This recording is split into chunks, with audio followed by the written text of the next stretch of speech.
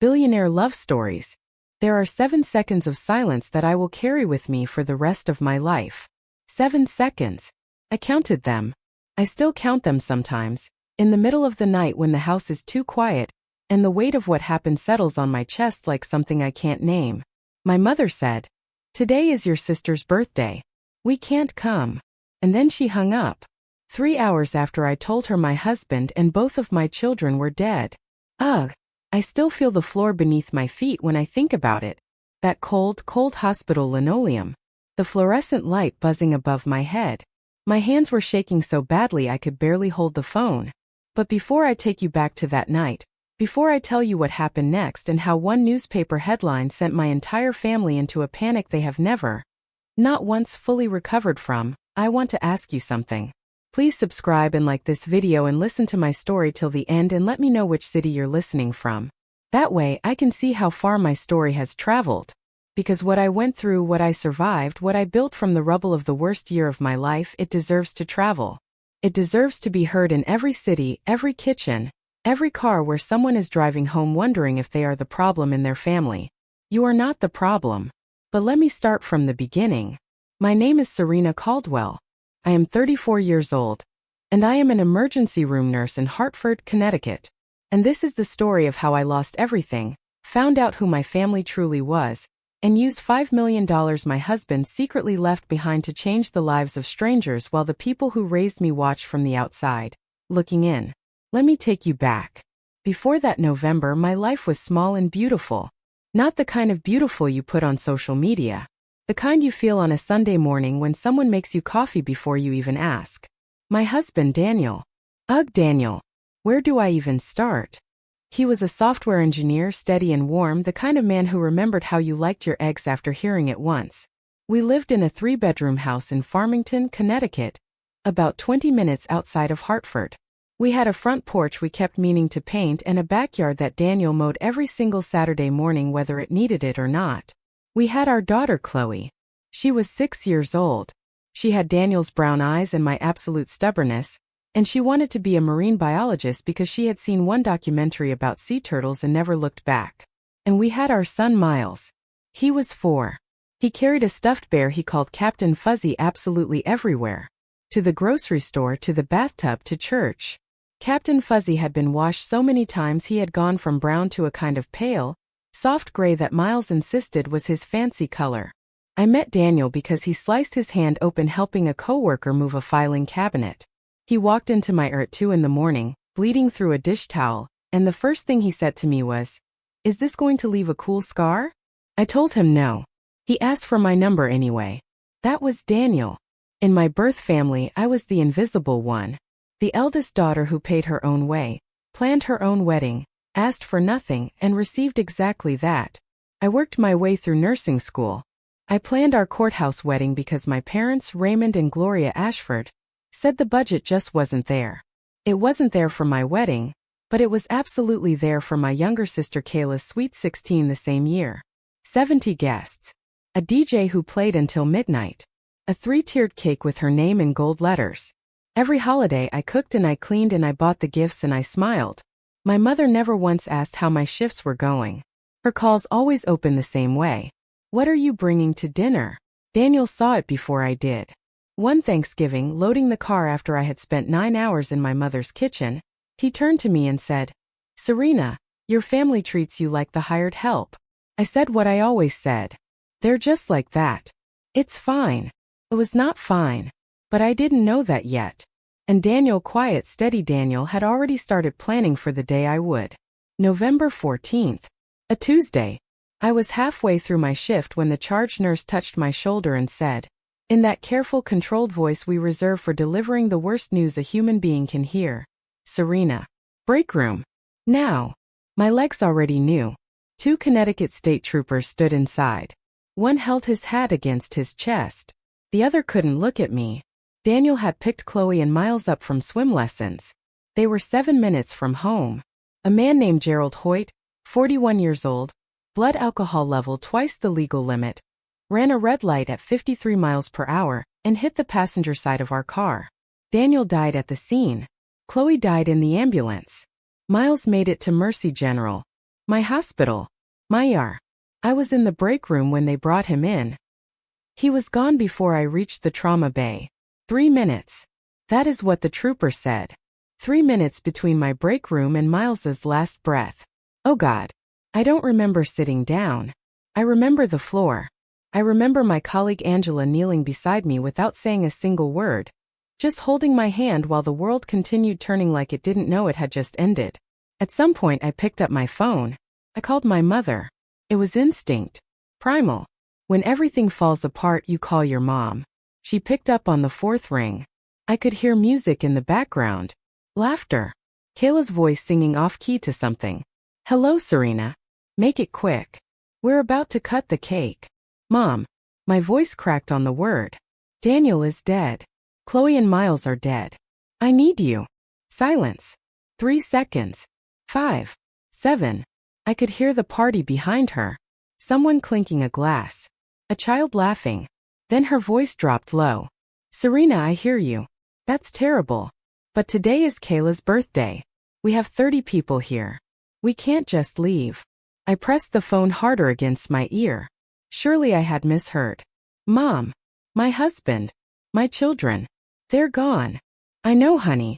But what do you want me to do right now? Kayla will be devastated if we leave her party.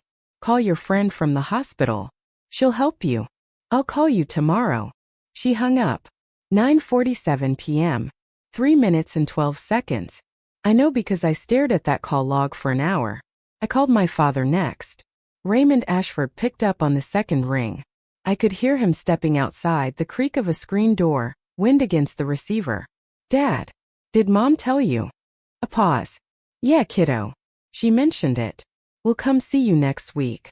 Hang in there. He hung up too. 1 call left. Kayla. It went to voicemail. 2 hours later she texted back. Mom told me. So sorry. Call me TMW. I sat on that hospital floor until midnight. 3 calls. 3 chances for my family to show up. 3 doors slammed in my face. And that was the moment I understood something I had spent 34 years pretending wasn't true. My family didn't forget me. They didn't get confused or overwhelmed. They looked at the worst night of my life, waited against a sheet cake and some balloons and made their choice. Now stay with me. Because what happened next, the funeral, the newspaper article, the $5 million, the gala my mother crashed in her Sunday lavender, all of it, it is a lot. And you need to hear every single word. The service was on a Saturday, November 18th. It rained. A cold, steady Connecticut rain that turned the cemetery grass into mud and soaked straight through your coat, no matter how many layers you wore underneath. Pastor Ruth Chambers from Greenfield Community Church presided. She had baptized both Chloe and Miles. When I called to tell her what happened, she drove to my house at 6 in the morning with coffee and a binder full of hymn options. She didn't ask where my family was. She just sat across from me and said, "Tell me what they loved."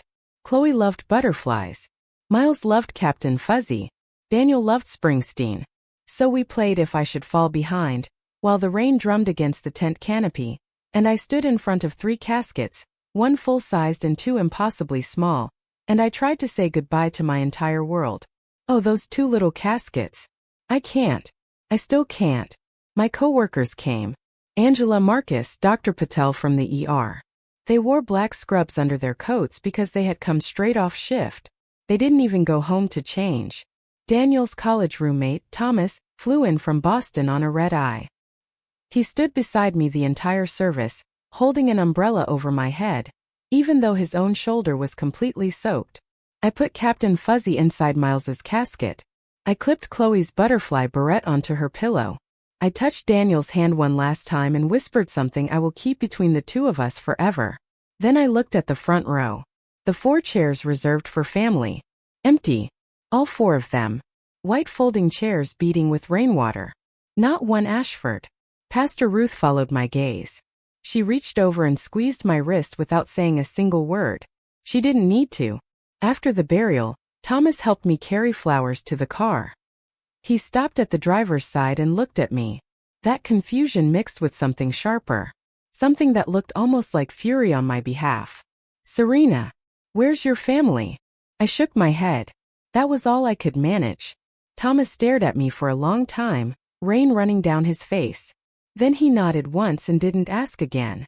But I could tell. He was a journalist. And somewhere behind those eyes, a clock had started ticking. 1 week after the funeral, my mother called. "Serena, Thanksgiving is next Thursday. Are you bringing the casserole? Kayla wants the green bean one." Oh, I held that phone away from my ear and I stared at it. 3 caskets. 7 days. And my mother wanted to talk about casserole. "Mom, I just buried my family." "I know, honey. That's exactly why you need to be around people. Come for Thanksgiving. Sitting alone in that house isn't healthy." Her voice was warm, reasonable, concerned. If you had overheard that conversation without the context, you would think she was a loving mother reaching out to her grieving daughter. That was the thing about Gloria Ashford. She always sounded like the good guy. But I heard the machinery underneath. Come to Thanksgiving. Bring the casserole. Sit in the kitchen. Serve the family. Smile. Perform. And by dessert, the 3 funerals would become an inconvenience that happened last month. "I can't do that, Mom.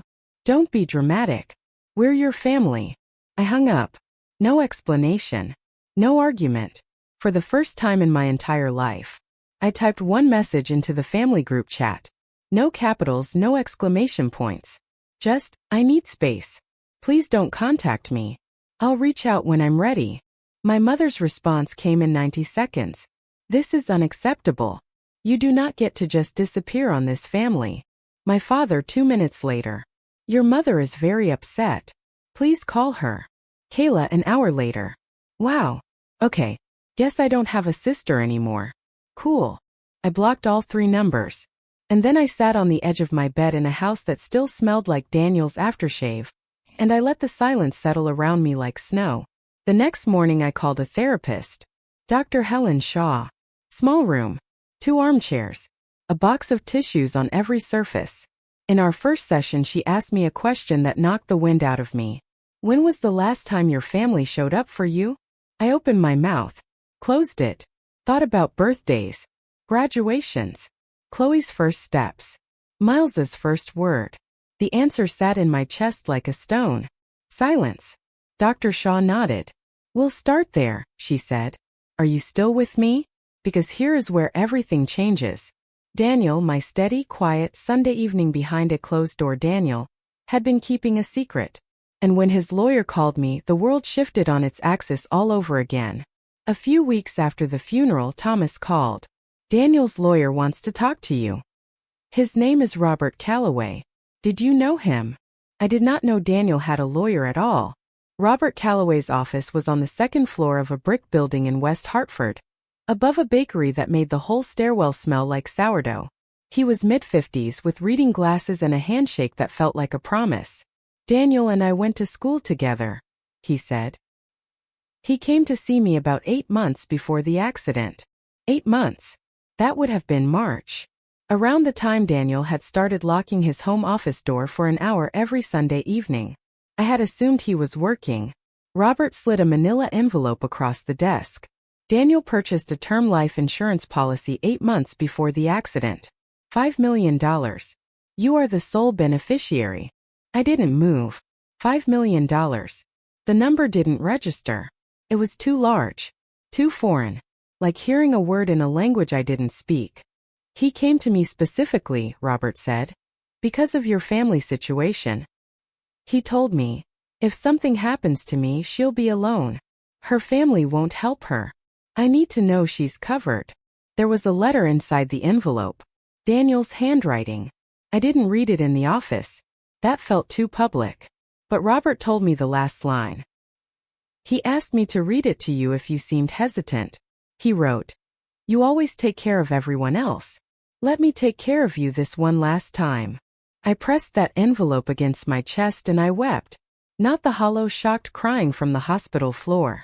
This was different. This was warm.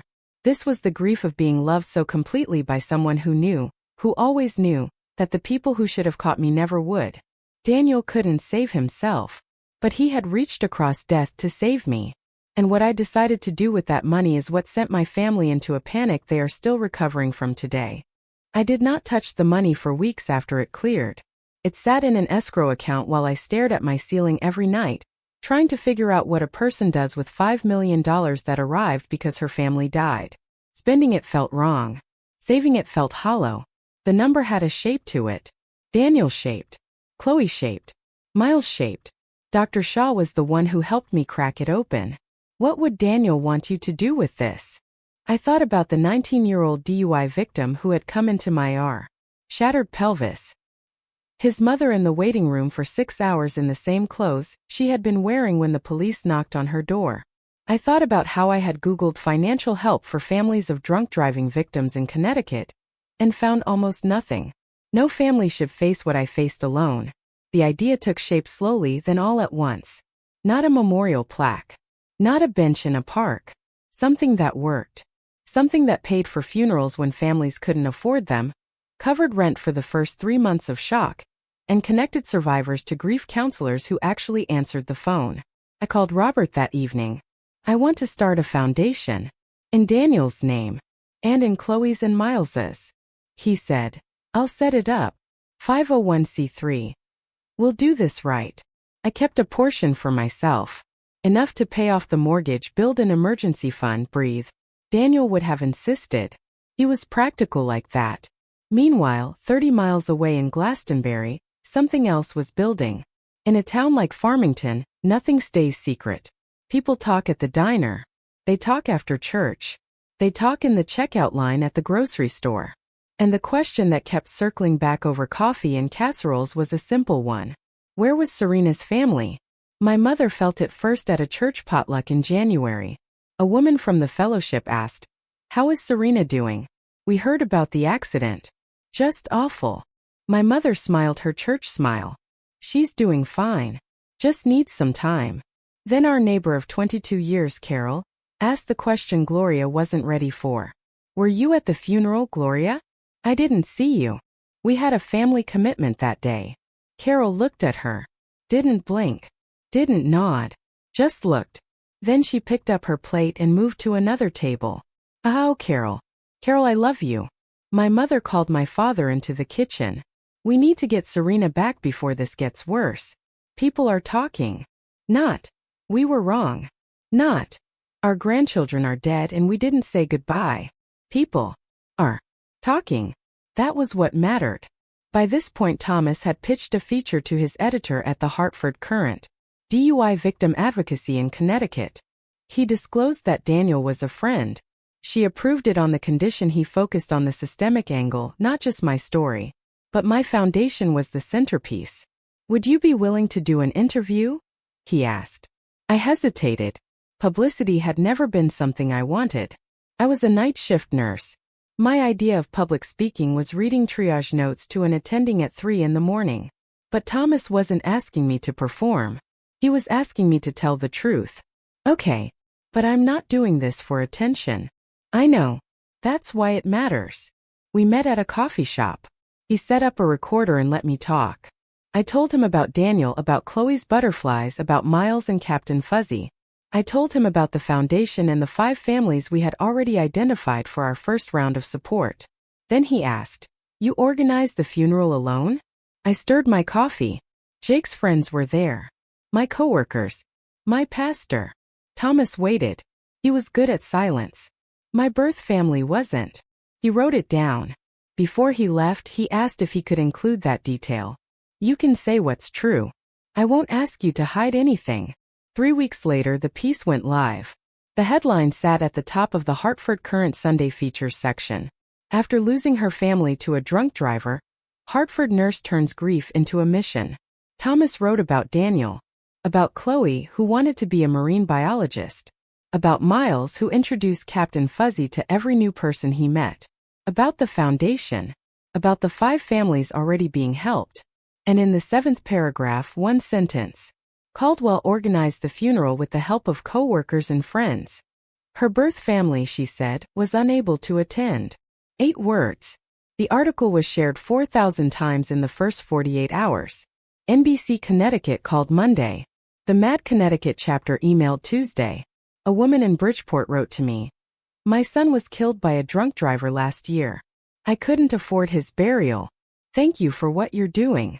I sat at my kitchen table reading those messages until 3 in the morning. Daniel's mug was still on the counter. I hadn't moved it. I wasn't going to. And 30 miles away, Gloria Ashford was opening a text from her neighbor Carol that read, "Gloria? Is this your Serena?" My mother read that article 3 times. Then the phone calls started coming to her. Barbara from the fellowship. I had no idea about the foundation. What a beautiful thing she's doing. Pause. It mentioned the funeral. That the family wasn't there. It's complicated, Barbara. Click. Her sister in Florida. Gloria. Tell me you were at that funeral. It's complicated. What was complicated about it? At church that Sunday, the seats around my mother thinned. Nobody confronted her. They didn't need to. The architecture of a small-town social circle doesn't require confrontation. It just requires a slight turning of chairs. A half-second delay before someone says hello. An invitation that doesn't arrive. Kayla had it worse online. A mutual friend posted the article. Someone commented, "Imagine choosing a birthday party over your niece and nephew's funeral." Kayla's name wasn't in the article, but in a small town it doesn't need to be. She deactivated her Facebook by Wednesday.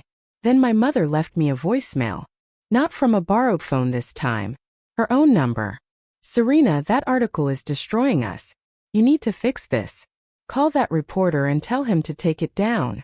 No apology. No, I'm sorry. Not even. "How are you? Just fix this." Oh, Gloria. And then Kayla showed up at my door on a Thursday evening. Unannounced. Puffy eyes, messy ponytail, clutching her purse strap like a lifeline. She looked the way she always looked when she wanted something. Wounded and slightly rehearsed. I let her in. I poured her a glass of water. I sat across from her at the kitchen table, the table where Miles's booster seat still occupied the 4th chair. She cried for 10 minutes straight. She wiped her face with her sleeve and looked at Chloe's butterfly drawing on the fridge. "I missed them," she said. First time she had said their names since the emoji text. I almost felt it. I almost believed her. And then, like a door swinging open to reveal exactly what was behind it, the real conversation started. "So Daniel left you money. The article mentioned the foundation. $5 million. She tried to sound casual. She failed completely. "That's a lot to manage alone. I could help. Like be on the board or something. I'm between jobs right now." Oh, Kayla. I set down my glass. "Kayla, you didn't come to their funeral. You didn't call me for 3 months. And the first real conversation we are having, you are asking about money." She opened her mouth. "I think you should go." At the door she turned back with the only weapon she had ever known how to use. "Mom is going to be really upset about this." I closed the door gently, the way you close something you don't intend to open again. After Kayla's visit, I called Robert the next morning. "My family is starting to come around. Not because they're sorry, because they found out about the money." Robert was quiet for a moment. "What do you need, Serena?" "Protection. For the foundation and for myself." He walked me through it calmly. The foundation was a separate legal entity. No family member had any claim to it. My personal inheritance from Daniel's insurance was exactly that. Personal. Connecticut law was clear.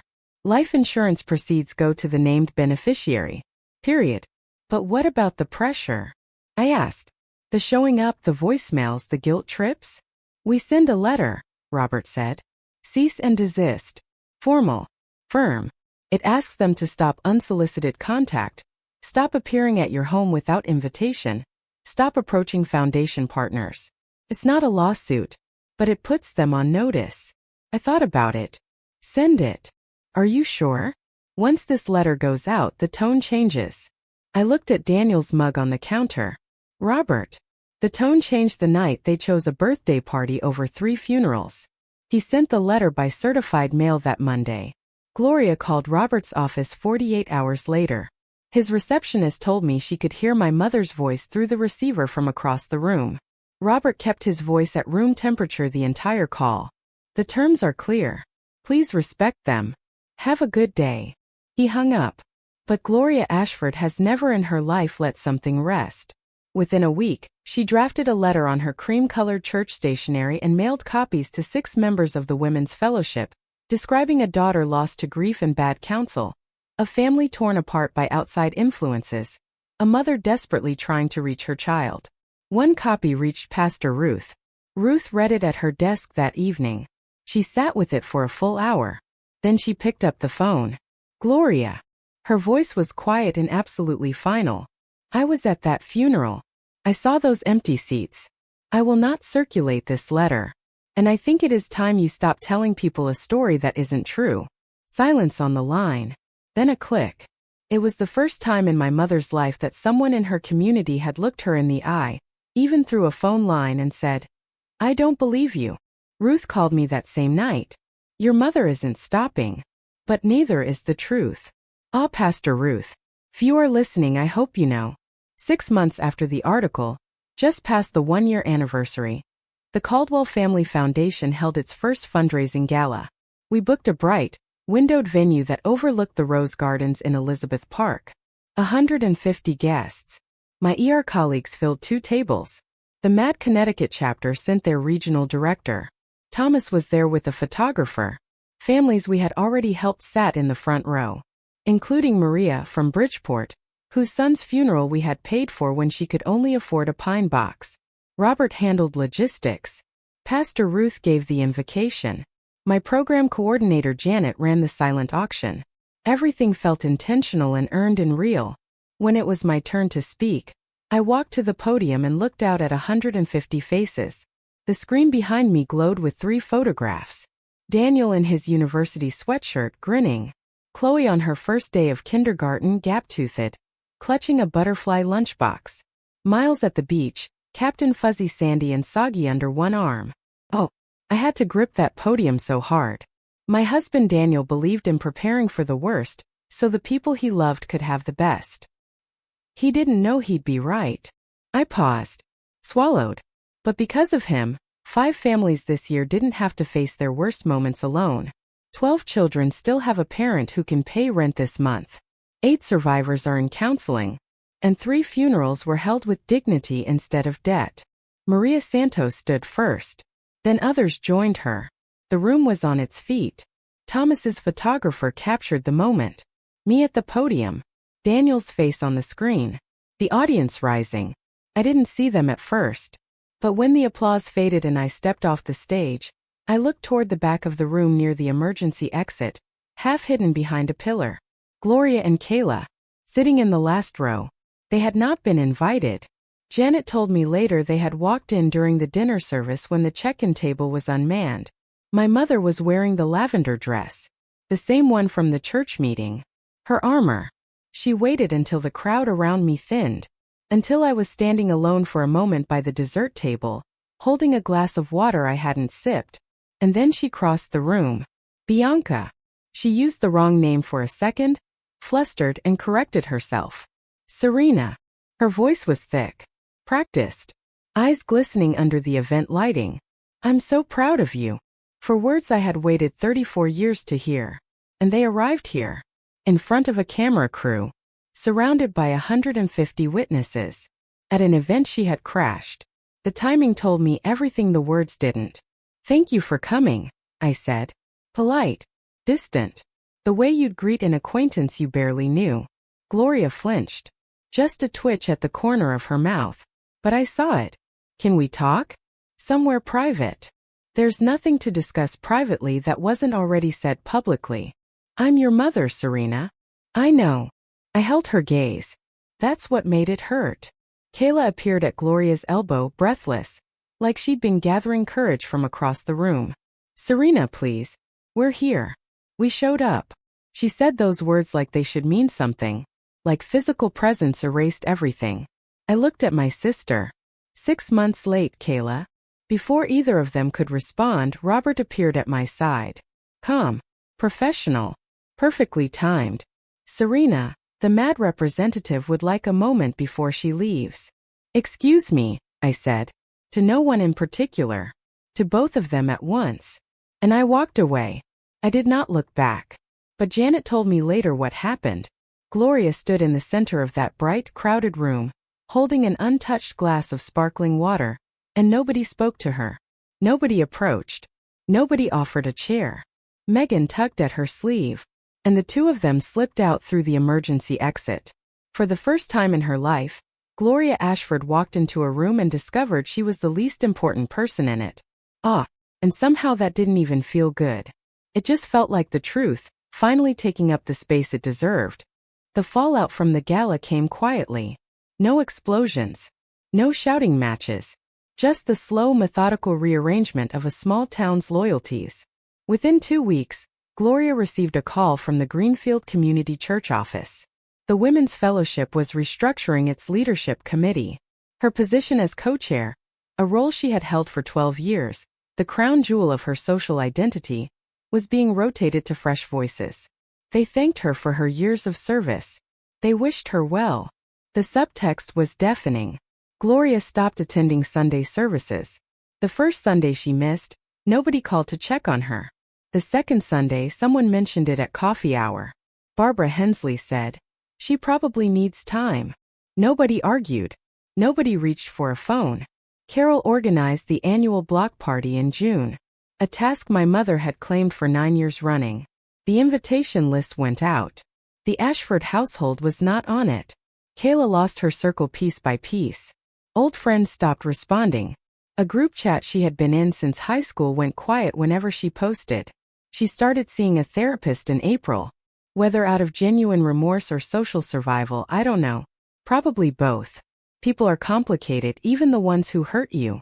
And then on a Tuesday evening, my phone buzzed with a text from an unsaved number. I should have said something that night. I know that now. I'm sorry, kiddo. Not because of the article. Because I was wrong. Dad. I read it twice. 3 times. I showed it to Dr. Shaw at our next session. How does it feel? She asked. I thought about it carefully. Like a door I don't need to open yet.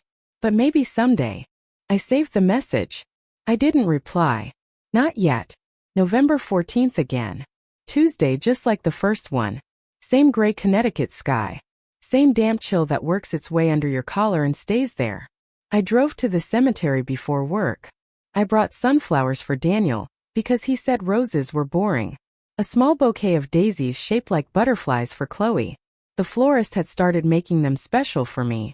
And for Miles, a new Captain Fuzzy. The original was buried with him, but I kept a rotation going. Felt right. Felt like something he would understand. I sat on the grass between the 3 stones and talked to them out loud. The way I always did. No self-consciousness. The way I used to talk to Daniel while he was cooking dinner and I was folding laundry in the next room. I told them about the foundation. About Maria, whose son now had a proper headstone instead of a number. About the family in New London whose landlord had been about to evict them a week after their daughter's accident. About the grief counselor we had hired full-time in January. You always said I'd take care of everyone but myself, I whispered to Daniel. I'm trying. I really am trying. The wind picked up. The sunflowers bent sideways. And then a cardinal landed on a branch just behind me and stayed there, watching me with one black eye, still as a heartbeat. I don't know what I believe about signs, but I chose to stay with that moment for as long as it lasted. I am different now. Not healed. I don't think that word quite applies. But different. Steadier. I say no when I mean no. I don't apologize for taking up space. I don't cook for people who haven't earned a seat at my table. Dr. Shaw told me once, "You are not who you were a year ago." I said, "No. I'm who I should have been all along." Kayla sent a letter. Handwritten on notebook paper, not my mother's cream stationery. Long, messy, ink smudges where she had crossed things out and started over. I'm in therapy now, she wrote. I'm starting to see things I didn't want to see before. I'm not asking for anything. I just wanted you to know. I put that letter in my nightstand drawer next to Daniel's. I haven't answered it. Maybe I will. Maybe I won't. Forgiveness isn't a door I've closed. But it's not one I'll walk through just because someone knocks. My mother is still my mother. Last month she had a family friend call me.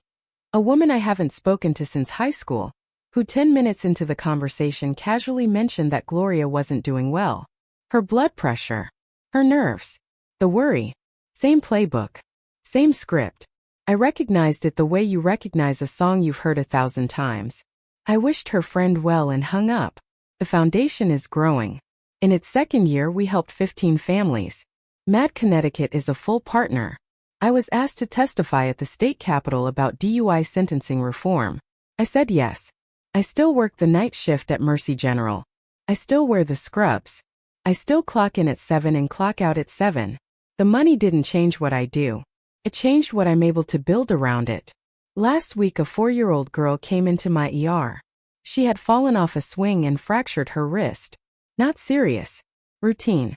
But she was clutching a stuffed rabbit and she was crying the way Miles used to cry. That high, breathless wail that isn't really about the pain. It's about being scared. About wanting someone to say, "You're okay. I'm here." I held her good hand while Dr. Patel set the splint. I told her she was brave. I told her the rabbit was brave too. She asked me if the rabbit could have a bandage. I wrapped a piece of gauze around the rabbit's paw. She smiled so wide it broke something open inside my chest. I made it to the supply closet. 30 seconds. That is all I needed. 30 seconds to press my forehead against the shelf, breathe, and let the wave pass. Then I went back in, finished my shift, drove home. Grief doesn't end. It just changes shape. Some days it's a wave that knocks you sideways. Some days it's a whisper. But it is always there. Always present. And that is okay because it means I loved them. And love doesn't expire. Daniel left me $5 million. But the real inheritance was the lesson. Show up. Not next week. Not when it's convenient. Not when the party is finally over. Now, if you are someone's person, be there. And if you can't be there, at least have the courage not to pretend you were. Every night before I sleep, I whisper the same thing into the quiet of a house that isn't really empty at all. Good night, Daniel. Good night, Chloe. Good night, Miles. I carried your love today. I'll carry it again tomorrow. Now I want to turn this around and ask you something. Have you ever had a moment where you realized the people who were supposed to show up for you simply didn't? Have you ever had to choose your own peace over keeping the peace in your family? Have you ever set a boundary and had the whole world tell you that you were wrong for it? Tell me in the comments. And if you've dealt with something similar, share your story. You're not alone. Subscribe for more stories about standing your ground and reclaiming your life. Because here is what I learned, the thing nobody told me that I had to figure out completely alone. The people who love you will show up. Not with excuses. Not with conditions. Not next week when things calm down. They will show up. Daniel showed up every single day of our marriage. My coworkers showed up in black scrubs straight off shift standing in the rain. Pastor Ruth showed up. Thomas showed up. And now every family the foundation helps, they are my family too. I am not telling you to cut off your parents. That is your call, not mine. But I am telling you this. Your peace is not negotiable. And if someone treats your worst day as an inconvenience, you have every single right, to build a life without them in it. My name is Serena Caldwell. I am an ER nurse, a widow, a mother of angels, and the founder of the Caldwell Family Foundation. I am still standing. Not because my family held me up, but because I finally learned to hold myself. And that is my story.